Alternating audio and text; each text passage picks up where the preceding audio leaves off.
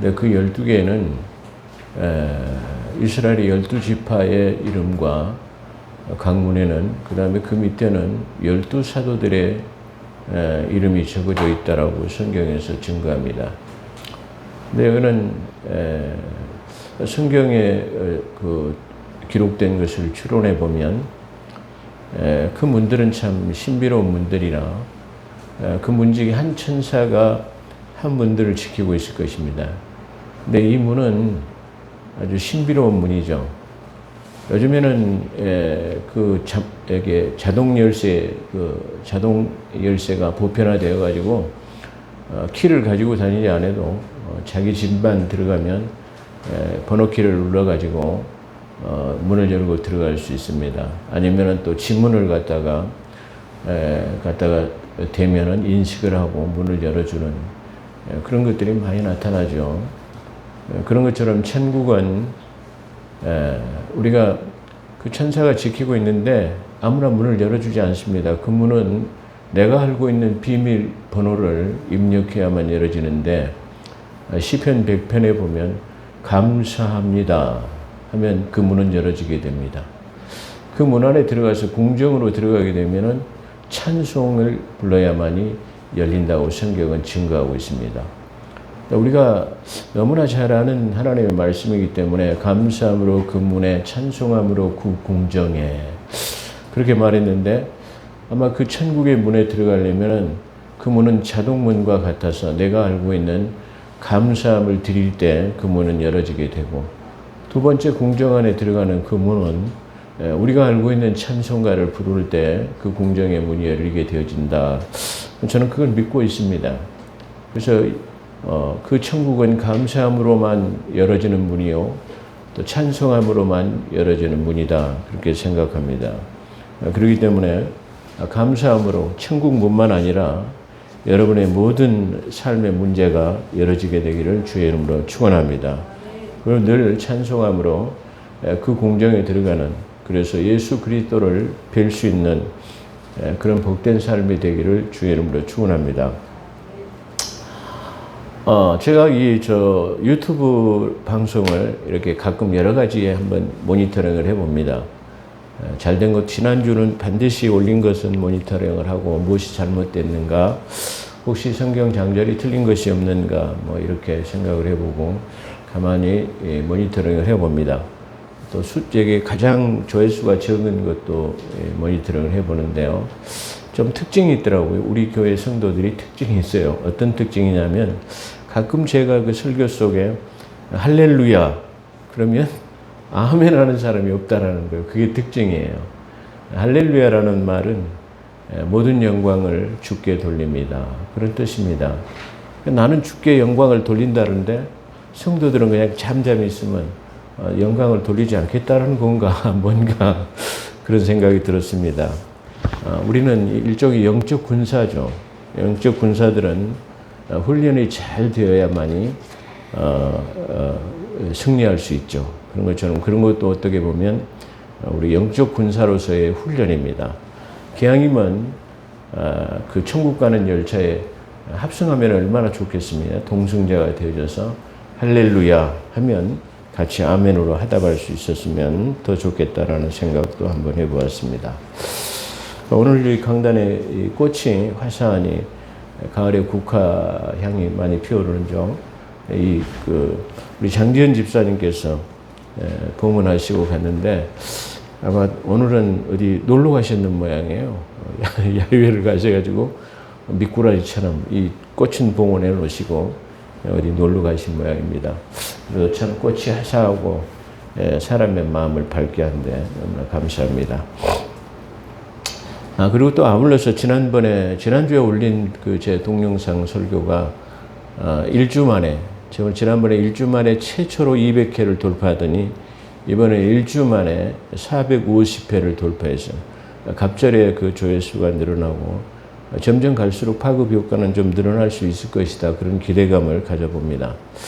어찌됐든 간에 높이는 일이나 낮추는 일이 하나님의 주권 안에 있습니다. 가난하거나 부하게 하는 것도 하나님의 주권 안에 있으며 생명의 여탈권료와 또한 주님께 있는 줄로 믿습니다. 하나님께서 뭐 해주실 것이라고 믿고 늘 기도하는 마음으로 바라보고 있습니다. 여러분들도 그 동영상 파급 효과를 위해서 많이 기도해 주셨으면 좋겠다 그런 생각이 듭니다. 자, 오늘 창세기 27강 첫 번째 언약이라는 내용으로 말씀드리겠습니다. 이 창세기 첫 번째 언약이라는 것은 바로 구약이라고 하는 옛 언약을 아브라함과 체결하신 대목인데, 어떻게 보면은 지금 오늘 내용에서 언약을 체결하시겠다라고 하고 17장에서 정확하게 체결은 되어집니다. 그 체결 속에서 나는 너의 하나님이 되고 나는 너의 백성이 되리라.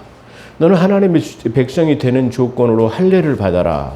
라는 것이 이스라엘의 그 표징을 갖는 것이 하나님의 백성이요 또 하나님의 되심을 나타내는 것이다. 그렇게 말할 수 있을 것이야. 그렇기 때문에 오늘 이 창세기 15장은 그런 측면에서 내가 너하고 언약을 체결하겠다라고 지금 하나님께서 말씀하신데, 그래서 이것을 갖다가 첫 번째 언약이라고 그렇게 표현해 봤습니다.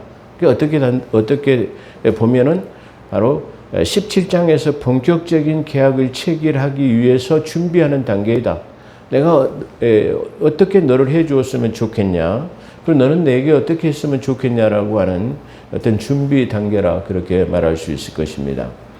그래서 창세기 27강은 오늘 창세기 15장이죠. 창세기 15장은 이후에라는 말로서 시작되는데, 이는 메소포타미아 지역 4개국의 연합군을 물리친 후 롯을 구출하고 또한 사해 연합국의 모든 포로들을 구축한 후를 말합니다. 그러니까 어떻게 보면 지금 이 문맥상 우리가 바라보게 되면 발붙일 만한 곳도 없던 아브라함에게 다시 말하면 4대국이라고는 연합군을 물리치고 이쪽에 있는 5군의 연합군들의 포로를 다 돌려오게 하는, 그래서 지역 맹주로서 자리를 잡았기 때문에 어떻게 보면 아브라함에게는 아주 강하고 담대한 신앙과 한이의 기쁨에 차 있어야 할 것입니다. 그런데 오늘 이 문맥에 가만히 보게 되면 하나님이 나타나셔서 아브라함에게 지금 두려움 말라 말씀하시고, 이 두려움 말라는 보통 전능하신 그 만왕의 왕이신 하나님의 임재를 통해서 모든 사람의 죄성 때문에 두려워하는 것으로 나타나 있기도 합니다. 그런데 여기서 두려워하는 그 아브라함의 상태는 지금 곧 하나님께서 말씀하시는 왜 두려워 말라, 난 너의 방패라, 그런 말씀이 나오고 있어요. 그렇기 때문에 여기 나는 너의 방패라는 말은 두려워 말라, 네가 무엇 때문에 두려워하느냐, 내가 너의 모든 두려워하는 것을 내가 막아줄게라고 하는 방패라는 용어를 사용하고 있다. 그런 것이 좀 특징이다. 그렇게 말할 수 있을 것입니다. 그래서 어쩌면 아브라함은 연합군을 물리치고 하나님의 도우심을 입어서 가나안 일경의 맹주로서 당당한 모습보다는 오히려 그 강대한 연합군 4개국의 보복을 두려워하는 그런 모습을 볼 수 있는데, 이런 상황 속에서 나타나신 하나님과 하나님께서는 아브라함을 향해서 말씀하시는 것입니다. 그러니까 처음에 서두에 말씀하신 것처럼 이 4대국 연합군을 갖다 물리치고 맹주로서의 자리 잡았기 때문에 기쁨으로 충만해 있어야 되는데 왜 두려워하는가? 그 이유는 바로 저 강력한 4대국의 나라가 반드시 전열을 정비해가지고 다시 보복하려고 오게 되면 어찌할까라고 하는 그런 두려움 속에 사로잡혀 있었다라는 것을 우리가 알 수 있어요. 그래서 그 말씀 속에 네가 뭘 두려워하느냐? 저기 쳐들어올 것을 두려워하느냐? 내가 너의 방패가 되어줄게라는 말로 우리가 이 아브라함의 심리 상태를 이해할 수 있다. 그렇게 볼 수 있습니다. 그래서 이런 그 상황 속에서 두려움 속에서 있는 아브라함에게 나타나신 하나님은 아브라함을 향해서 두려움 말라. 나는 너의 방패요. 네가 뭘 두려워하느냐? 적의 침략을 두려워하느냐? 뭘 걱정하느냐? 그런 말이죠.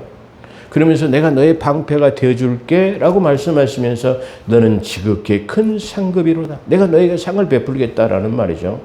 이렇게 하나님이 찾아오셔서 침략군의 재침공의 위협과 불안에 사로잡혀 있는 하나님의 유로는 심리적 갈등 상황 속에서 자신의 상급을 제하긴으로 인해서 아브라함에게는 큰 활력이 되었을 것이고 또 큰 위로가 되었을 것입니다.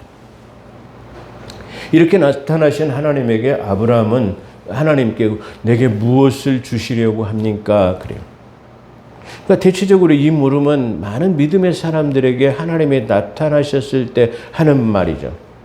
마리아 동정녀 마리아에게 나타났을 때 마리아야 내게 잉태하여 네가 수태하여 아이를 낳을 것이라. 아니 나는 아직 남자를 한 번도 가까이 해보지 못했는데 어떻게 그런 일이 있을 수 있습니까? 라고 하는 반문. 그러죠. 그 다음에 기드온에게 나타났을 때 기드온을 통해 기드온아 내가 너를 통해서 이 미디안 군대를 쳐부수려고 한다. 그러니까 아니 나는 이게 이 전투를 해본 경험도 없고 군인도 아니고 나는 시정 잡배들과 같이 몰입배로 살아온 사람이었습니다. 그런데 내가 어떻게 그런 일을 할 수 있습니까? 라고 하는 반문. 아니다. 나는 너를 통해서 그 일을 이루시겠다라고 하나님께서 말씀하세요. 그렇다면 하나님이 나를 도우시는 조건으로 내게 분명한 하나님의 증거를 보여주십시오라고 말했죠. 그러니까 그래. 그러면 내가 뭘로 너를 증거를 보여줄 수 있으냐 그러니까 이슬을 내려주십시오라고 말했죠. 그래서 이슬을 내리시되 이 양탄자라고 하는 둥그렇게 된 기도 방석 위에는 내리지 마시고 다른 사면을 내려주십시오라고 말해요. 자고 일어나니까 그 양탄자 둥그런 방석에는 물이 하나도 오지 않았는데 그 주변은 이슬이 쫙 깔려 있는 것을 보죠. 그래 하나님께서 기드온에게 이제 됐느냐라고 말해요. 아니요 한 번만 더요. 오늘 저녁에는 사방에는 전부 이슬을 내리지 마시고 이 양탄자에만 내려주십시오. 그래 그렇다면 그렇게 하지. 그 다음날 자고 일어나니까 그 양탄자에는 이 짤만하게 물이 그냥 흥건히 고여 있는데 그 주변에는 아주 마른 땅으로 나타나는 것을 우리가 볼 수 있습니다. 그런 것처럼 어느 아브라함도 내게 뭘 상급으로 주신다고 하면 무엇을 주시겠습니까? 라고 하는 반문이죠. 그래서 내게 뭘 주시겠습니까? 라고 하면서 지금 아브라함은 자기 상태를 말하고 있어요. 그걸 묻는 말로 자기 심령 상태를 나타내는데 나는 무자하고 자식이 없습니다. 그리고 내가 나이가 들어가는 상태에서 내가 재산도 어느 정도 하나님께서 주셔서 내 재산도 풍성합니다. 그런데 내가 더 뭘 바라겠습니까? 내가 이런 상태에서 뭘 하나님께서 나에게 내 자녀를 주시겠다고 약속하셨는데 그걸 주실 수 있겠습니까? 나는 그걸 원치 아니하고 다메섹 엘리에셀이 내 후사가 될 것입니다. 라고 말하는 거죠. 그래서 나의 상속자는 다메섹이라고 하는 엘리에셀입니다. 라고 말하는 거예요. 다시 말하면 다른 종들을 말할 때는 이름을 거명하지 아니하고 집에서 길리운 자라고 표현하고 있어요. 집에서 길리운 자라는 말은 바로 집에서 종들을 통해 가지고 종들과 결혼을 통해 가지고 또 다시 태어난 종을 어려서부터 자기 집에서 태어난 종들을 말해 가지고 그것을 키운 자들을 말할 때 집에서 길리운 자라고 말해요.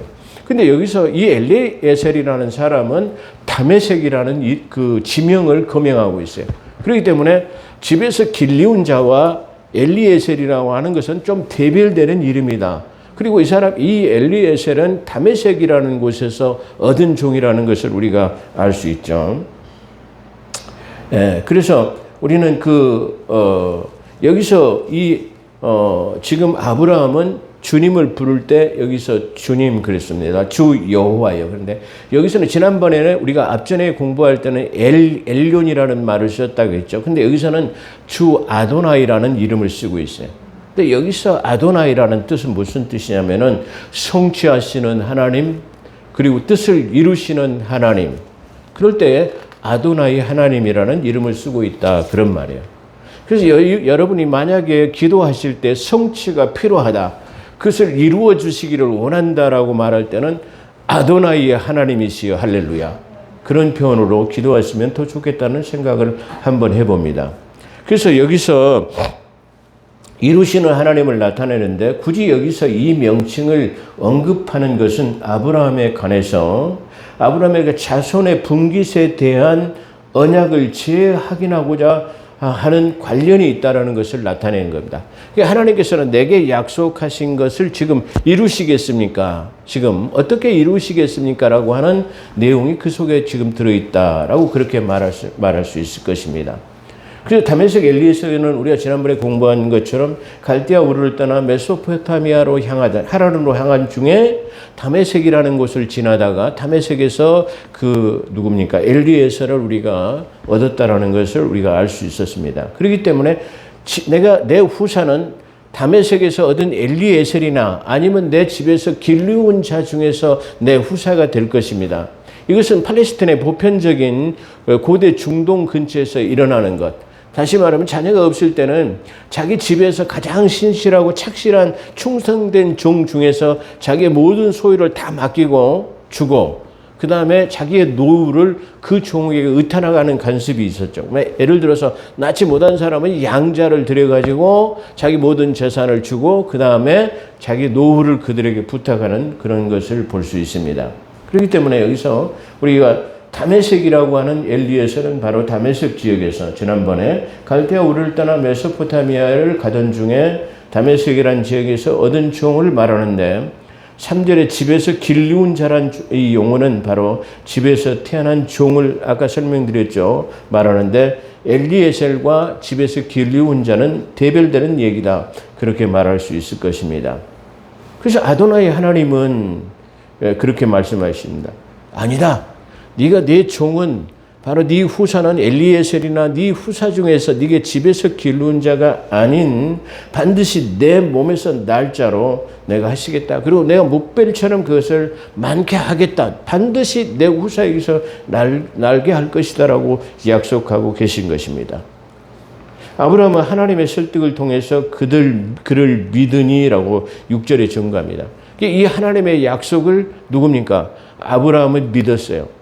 어떻게 되면 지금 하나님이 단번에 나타나셔가지고 모든 약속을 한다면 믿을 수 없을 거예요. 그렇죠?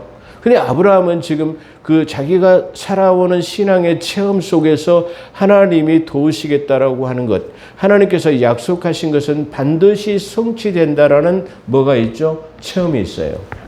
다시 말하면 갈대아 창세기 12장에 나타나셔서 너는 내 친척 본토 아비 집을 떠나라 해서 갈대아 우르를 떠나고 갈대아 우르에서 하란을 걸치고 하란에서 또 발붙일 만한 곳이 없던 이 가나안 땅에 왔을 때도 하나님께서 자기를 강대하시게 하는 그 여정을 바라볼 때, 그리고 잘못된 애굽으로 내려갔을 때 자기 아내를 잊어버릴 뻔한 했을 때도 하나님의 특별한 섭리로 하나님께서 지켜주시는 것을 우리가 볼 때에 하나님은 신실하신 불변하시는 하나님이시구나. 할렐루야.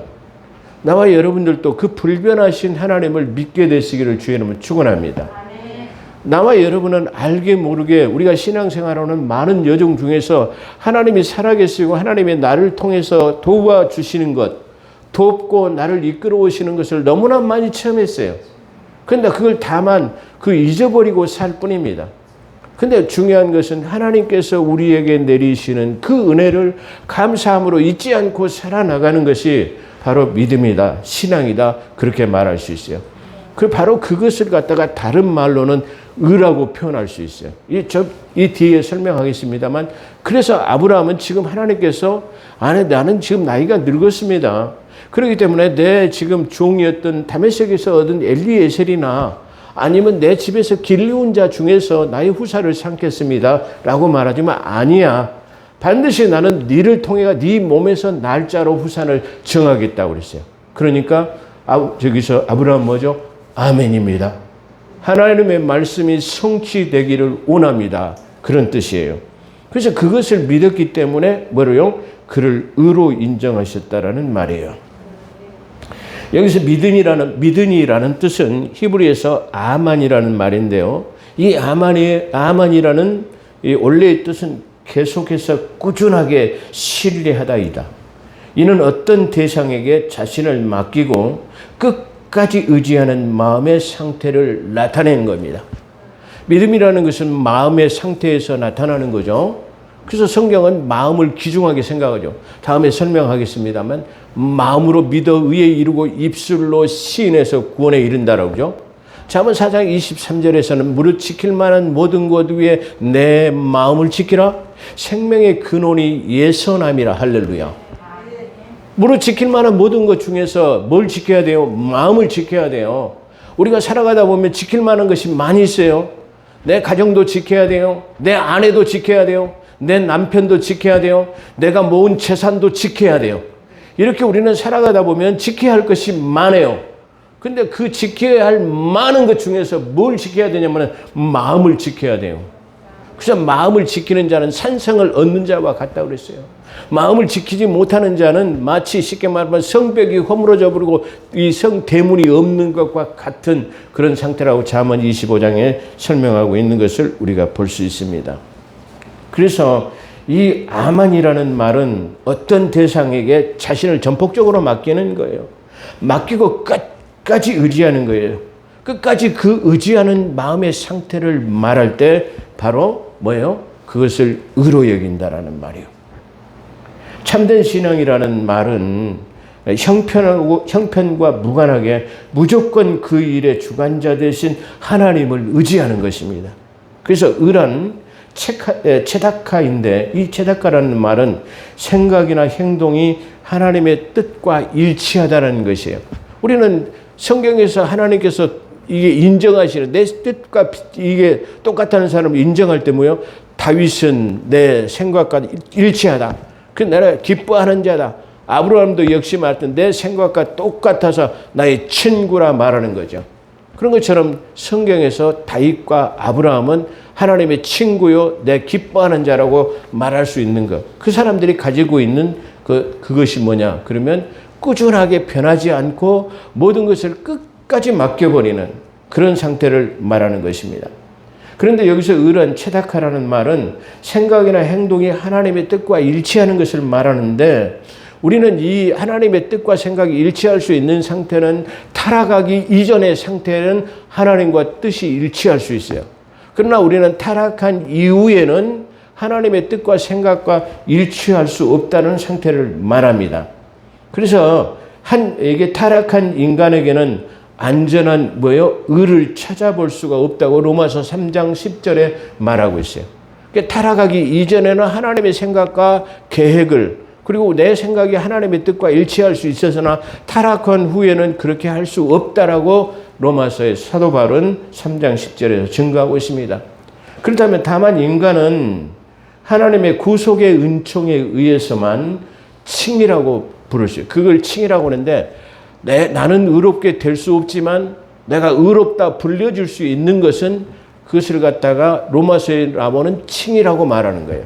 그러니까 칭이라고 하는 것은 그러면 어떤 것이냐 그러면 내가 의롭게 여김을 받는 뿐이다. 그렇습니다. 로마서 3장 23절에 보면 모든 사람의 죄를 범하였음에 그렇습니다.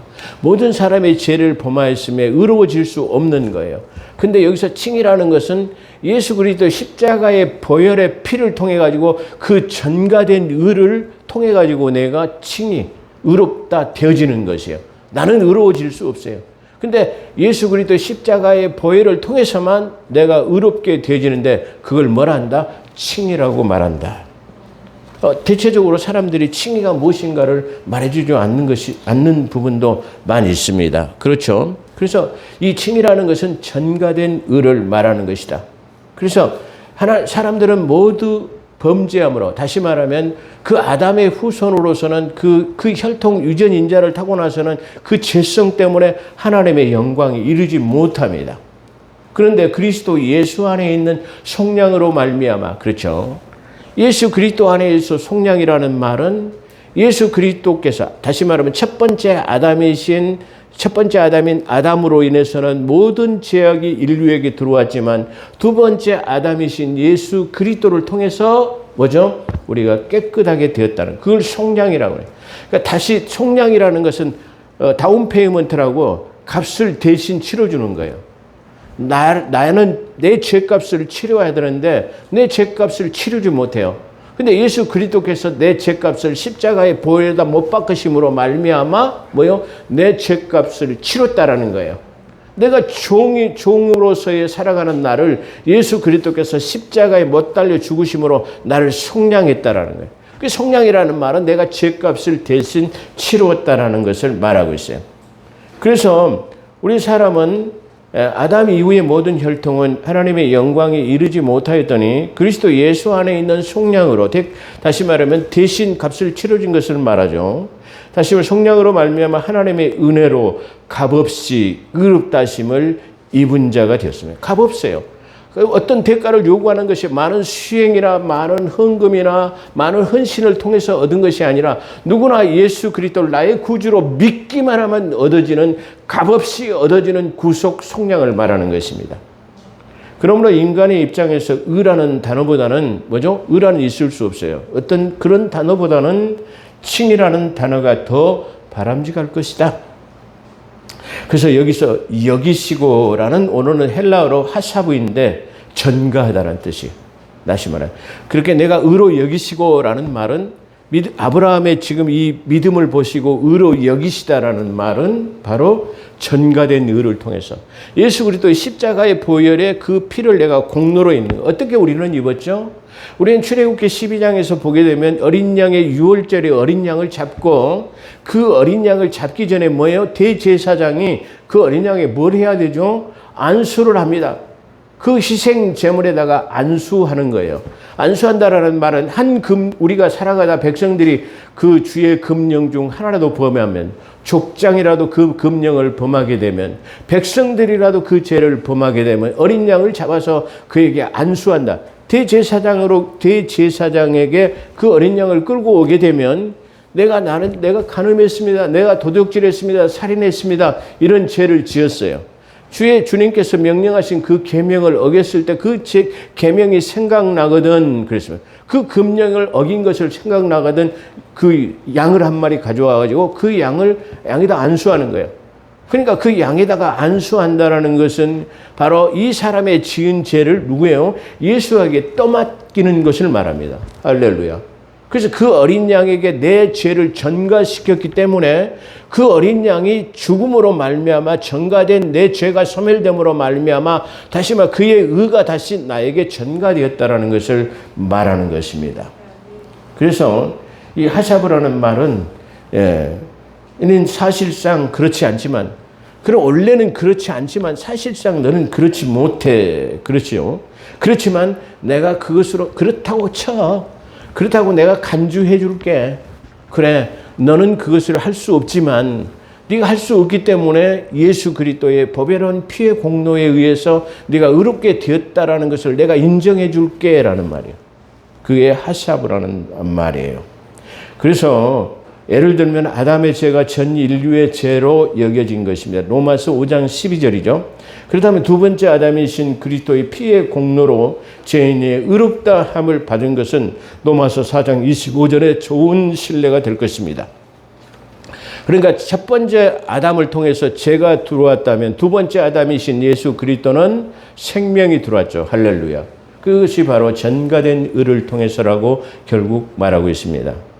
결국 이것은 죄인된 우리가 의인으로 간주되기 위해서는 그리스도로 말미암아 그분의 의가 우리 죄인에게 온전한 모습으로 옮겨졌다는 사실을 믿는 믿음이 수반되어야 함을 보여준다. 그러니까 결국 이것은 다시 한번 설명드린다면 결국 이것은 죄인된 우리가 의인으로 간주되기 위해서는, 다시 말해 칭이 되기 위해서는 그리스도로 말미암아 그분의 의가 우리에게 온전한 모습으로 옮겨졌다는 사실을 믿어요. 그러니까 십자가를 바라볼 때 그 십자가에 죽으신 저분이 나의 죄를 대신 못 박았고 그분의 의가 다시 나에게 전가돼서 내가 의롭게 되어졌다는 사실을 믿으면, 할렐루야, 그걸 믿으라는 것이죠. 그래서 구약의 속죄자, 아까 조금 전에 말씀하신 것처럼 구약은 일시적인 것이지만 자기의 죄를 대속하기 위해서는 어린 양을 끌고 와가지고 내 죄를 그 양에게 떠넘기는 거예요. 안수한다라는 말은 내 죄를 그에게 떠넘겨가지고 그 양을 죽이는 거예요. 그래서 그 양이 죽는 것은 내 죄로 인해서 죽는 거예요. 그 양이 번제단 위에서 지글지글 타는 것을 볼 때 내가 그 번제단에서 저 희생되어지는 양을 바라보면 아, 저 양이 나의 죄를 대신 지고 지금 죽어가는구나 라고 하는 것을 그 참회를 느낄 수 있다 이 말이에요. 그 번제단에 그래서 오큐빗이라고 하는 번제단에 우리가 죽어가는 어린 양을 통해서는 내 죄 때문에 내가 저렇게 지금 번제단 위에 이글이글 그 타는 불에 지금 태워져야 하는데 다시 말하면 그 죄를 어린 양이 나를 위해서 대신 죽는구나라는 생각을 우리가 구약을 통해서 알게 되는데 예수 그리스도는 바로 나를 위해서 십자가에 못 달려 죽으신 것 자체가 바로 내 죄를 위해서 죽었다는 사실을 우리가 인정하는 것이다. 그렇게 말할 수 있을 것입니다.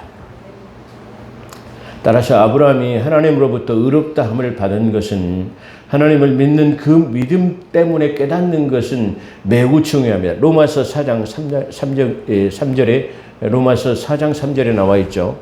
그 하나님으로부터 의롭다 함을 받은 것은 하나님을 믿는 그 믿음 때문이었음을 깨닫는 거예요. 그러니까 지금 아브라함은 뭐죠? 지금 하나님께서 그렇게 약속하신 그것이 반드시 이루어질 것이라는 사실을 믿는 거예요. 그러죠? 우리는 이 믿음을 우리가 볼 때 비느하스는 다른 의를 가지고 있어요. 우리가 너무나 잘 알지만 언제 한번 제가 설교 중에 말씀드린 적이 있습니다. 비느하스는 질투의 창을 꽂았던 사람이죠. 그는 뭐예요? 이스라엘의 족장들, 높은 지에 있는 지도자들이 그 모압 지방, 다시 말하면 지금 광야에서 생활을 하고 있는데 다시 경계를 넘어가지고 모압 지방에 살고 있는 그 주변에 올담을 해가지고 넘어가가지고 그들의 이방 신전에서 제사를 지내는데 같이 제사 지내고 거기서 먹고 마시며 놀고 또 이방 모압 여인을 데리고 자기 진정에 들어오는 그런 것을 목격했어요.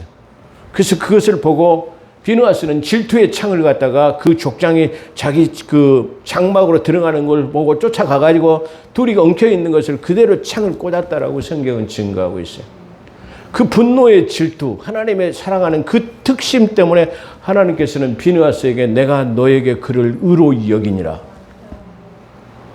우리는 이해되지 않는 부분들이 많이 있죠. 오늘 이 시간을 통해서 이해되시기를 주의 이름으로 축원합니다. 그러니까 비느하스의 그 믿음은 하나님을 사랑하는 그 특심을 의로 여기셨어요. 할렐루야. 내가 하나님 외에 다른 신을 섬기는 것을 내가 분노로서 내가 보지 못하고 그를 쫓아가가지고 뭐예요? 사람을 찔러 죽인 살인자였어요. 그런데 그 의로운 행동 때문에 뭐예요? 그 온 진중에 수만 명을 죽이는 하나님 전염병을 하나님께서 거두셨다고 성경에서 증거하고 있습니다. 그래서 이 비느하스는 하나님을 사랑하는 그 특심 때문에 의로 여겼다라고 말해요. 우리는 창세기 38장에 유다라는 사람이 나타나는 걸 봐요. 유다 지파의 유다는 족장입니다. 그 유다의 계보에서 예수 그리스도가 탄생하셨습니다. 근데 유다는 이 아들이 있었지만 첫 번째 아들이 죽었어요. 그래서 두 번째 아들을 통해 가지고 계대를 하기 위해서 두 번째 아들을 또 그 장가를 보냈어요. 그런데 두 아들 또 죽어버렸어요. 근데 이 세 번째 아들은 아직 나이가 장성하지 못해서 자기 며느리인 다말에게 너는 집에 가서 기다리라. 이 아이가 쉽게 말하면 성장하면 장성하면 또 내가 너의 대를 이을 수 있는 씨앗을 넣어줄 수 있도록 할게. 그래서 다말은 자기 집에 친정집으로 돌아왔습니다. 기다렸습니다. 근데 그 마지막 세 번째 아들이 성년이 됐는데도 자기에게 두지 않습니다. 그래서 다말이라는 여인은 자기의 생각과 방법으로 잘못된 관계죠. 시부와의 부적절한 관계를 통해 가지고 아이를 낳았다라고 성경은 증거하고 있어요. 나중에 알고 보니까 이 면박을 취했던 누굽니까? 이 다말이 자기 자부인 것을 알았어요. 제가 지난번에 성경이 위대한 것이 뭐죠? 자기 조상을 이와 같이 아주 낱낱하게 아주 가혹할 정도로 아주 세밀하게 적었기 때문에 이것은 인간이 쓴 책이 아니다라는 것을 제가 증거했죠. 그 행동을 통해 가지고 뭐요? 유다는 그 자기 자부인 다말에게 네가 나보다 더 뭐요? 의롭다는 거예요. 할렐루야. 왜 지금 이 시부라고 하는 그 부적절한 관계를 해서 아이를 잉태한 이 다말에게 네가 더 의롭다고 말하면 사람들이 생각할 때 저 폐륜을 저진 저 여인을 갖다가 어떻게 의롭다고 할 수 있을 것인가? 근데 그렇지 않아요. 성경은 여자에게 생명 창조의 잉태를 여자에게 맡겼다는 사실이에요. 그래서 여자는 아이를 낳음으로 구원을 받는다고 해요. 그래서 여자의 모습은 정절과 정절함으로써의 아이를 잉태함으로써 구원을 얻는다라고 성경에서 증거하고 있어요. 그래서 창세기 3장 15절에 보면 그래서 반드시 여자는 누구예요? 아이를 낳아야 돼요. 배를 이어줘야 하는 생명 창조의 역사가 누구에게 있냐? 그러면 바로 누구죠? 예, 바로 이 여자에게 있는 것이에요. 그래서 이 다말은 내가 기어코 어떤 수단과 방법을 가리지 않고라도 하나님께서 명령하신 아이를 낳음으로써 내가 구원에 이르겠다라고 하는 그 열정이 누구에게 다말에게 있었어요. 그래서 성경을 자세히 보십시오. 성경은 무슨 전쟁이죠? 네, 적과 다시 그리스도와 적 그리스도의 싸움이에요. 그런데 뭐죠? 아이 낳는 전쟁이에요. 할렐루야. 그래서 다 막 아이를 낳으려고 한나가 아이를 낳으려고 몸부림쳐줘. 다말 누굽니까? 다말이 그랬죠. 이 누시라는 여자도 마찬가지로 계대법을 통해 가지고 결국은 아이를 낳으려고 보아스와 이 해가지고 아이를 낳았죠. 또 다른 사람들도 마찬가지예요. 라헬도 마찬가지예요. 레아도 마찬가지예요. 아이를 낳지 못해가지고 얼마나 아이를 낳으려고 거기 성경에 나타나는 아주 그런 모든 그런 혈투가 아이를 낳지 못해서 나오는 것이라는 것을 우리가 알 수 있잖아요. 그렇기 때문에 아이를 낳는다라는 것은 여자에게 중요한 거예요. 예. 어떻게 보면 제 설교를 들은 사람들이 아이를 낳지 못한 사람들은 그럼 구원받지 못할 것인가 라는 의문을 갖게 될 것입니다. 그러나 성경은 누구나 그것은 구약적인 사실이고 예수 그리스도를 내가 죄인이라 할지라도 예수 그리스도를 믿으면 구원받게 될 줄로 믿습니다. 그래서 여기서 그렇다면 아까 말씀한 것처럼 그렇다면 두 번째 아담이신 그리스도의 피의 공로로 죄인의 의롭다함을 받은 것은 좋은 신뢰가 될 것이다. 결국 이것은 죄인된 우리가 의인으로 간주되기 위해서는 그리스도로 말미암아 그분의 의가 우리의 죄인에게 온전한 모습으로 옮겨졌다는 사실을 믿는 믿음이 수반되어야 함을 보여준다. 그래서 그렇죠. 따라서 아브라함은 하나님께서 의롭다함을 받은 것은 하나님을 믿는 그 믿음 때문이었음을 깨닫는 것은 우리가 구원받았다라고 깨닫고 믿는 것은 중요하다는 말이죠. 로마서 4장 3절. 그리고 비누아스가 그랬고 다말이 그랬고 루시 그랬고 모든 사람들이 그랬다는 것을 우리가 말합니다. 그래서 이 다말은 내가 기어코 하나님께서 내게 명령하신 아이를 낳고야 말겠다라는 것을 뭐로 여겨요? 의로 여기신 거예요. 예. 성경이 무엇을 말하느냐? 아브라함이 하나님을 믿음에 그것이 그에게 의로 여겨졌느니라 그러죠. 예, 로마서 4장 3절이에요. 성경이 무엇을 말하느냐? 성경이 무엇을 증거하냐? 아브라함이 하나님을 믿음에 그것을 그에게 의로 여겨졌느니라. 다시 말하면 또 노아는 그 하나님께서 야 방주를 예비하라. 그래서 뭐예요? 120년 동안이나 그 하나님의 말씀을 믿고 그것을 준행했어요. 그랬더니 노아는 당대의 의로운 자라. 그 방주를 짓는 것이 의로 여겨진 거예요. 그런 것처럼 우리는 하나님의 말씀을 끝까지 믿고 신뢰하고 따르는 것이다라는 것을 말할 수 있습니다. 또한 로마서 10장 9절로 10절에 보면 제가 조금 전에 내가 만일 내 입으로 예수를 주로 시인하면 또 하나님께서 그를 죽은 자 가운데서 살리신 것을 내 마음에 믿으면 구원을 받으리라. 사람이 마음으로 믿어 의에 이르고 입술로 시인하여 구원에 이르느니라. 이 마음을 굳게 지켜 되시기를 주의 이름으로 축원합니다. 그 예수 그리스도를 믿는 믿음이 내 마음속에 항상 자리 잡고 있는 거예요. 그걸 떠나지 않게 하는 거예요. 그래서 그분의 말씀에 순종하고 끝까지 가는 것. 120년 동안이나 지킨다든가 아니면 수단과 방법을 다해서 동원해가지고 내가 끝까지 그것을 이룬다든가 아니면 내가 하나님을 믿는 특심이 있다든가 아니면 그 말씀하신 것을 내가 그대로 받아들인 믿음이 오늘 나 여러분에게 있어지게 되기를 주의 이름으로 축원합니다. 성경이 이걸 증거하고 있다라는 말이에요. 성경이 무엇을 말하느냐? 그러면 이렇게 수많은 믿음의 사람들의 행적을 통해 가지고 그들의 행동이 하나님께 의로 여겨진 바다. 동방의 박사 누굽니까? 동방에 사는 롯이죠. 우수 땅에 사는 욥을 말하는데 거기서 욥은 그렇죠. 많은 사람들 중에서 자기 자녀들이 잘못될까 봐 하나님 앞에 늘 그들의 생일마다 하나님 앞에 잘못되지 않도록 기도한 그걸 뭐래요? 의로 여겨주셨어요. 아멘. 내가 동방 우수 땅에 의로운 욥을 내가 보았느냐 말이죠. 근데 그 욥의 사적을 보게 되면 바로 그러한 일들로 하나님이 의롭게 여기셨다라고 말하는 것입니다. 또한 잠언 4장 23절의 서두에 말씀하신 것처럼 무릇 지킬 만한 모든 것 위에 내 마음을 지키라. 생명이 근원이 예선함이라. 뭐요? 결국 우리가 죽고 사는 것이 우리의 마음의 문제에 달려있다는 거예요. 내가 그 예수 그리스도를 믿는 믿음이 내 마음속에서 항상 떠나지 않는 거예요. 그렇잖아요. 그걸 지키는 사람들을 뭐라고 그래요? 정조가 있는 사람이다. 지조가 있는 사람들이다. 충절이 강한 사람이다라고 그렇게 표현하잖아요. 일개 나라의 한 왕도 불사이군이라고 해가지고 한 임금을 섬겼던 사람은 그 다음 임금이 어떠한 절차를 거쳐서 다시 다음에 후계를 이었다 할지라도 첫 번째 임금을 섬겼던 사람은 두 번째 임금을 섬기지 않은 것들이 선비의 기계예요. 그래서 뭐예요? 불사이군이라는 말을 통해 하는 거예요. 그 불사이군이라는 말은 여러 얘기가 함축되어 있는 것을 우리가 말할 수 있는 것이요.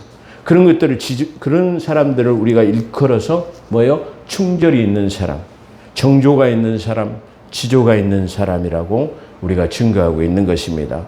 그러므로 우리가 오늘 말씀을 통해서 우리가 얻을 수 있는 것은 하나님을 믿는 믿음이 여러분의 마음속에 계시기를 주의 이름으로 축원합니다. 그래서 사도 바울은 에베소서를 통해서 하나님이 너희의 마음속에 계시기를 원하노라 라고 그렇게 에베소 3장에서 말씀하고 있는 것처럼 항상 우리의 마음속에 예수 그리스도가 자리 잡는 그런 복된 삶이 되시기를 주의 이름으로 축원합니다.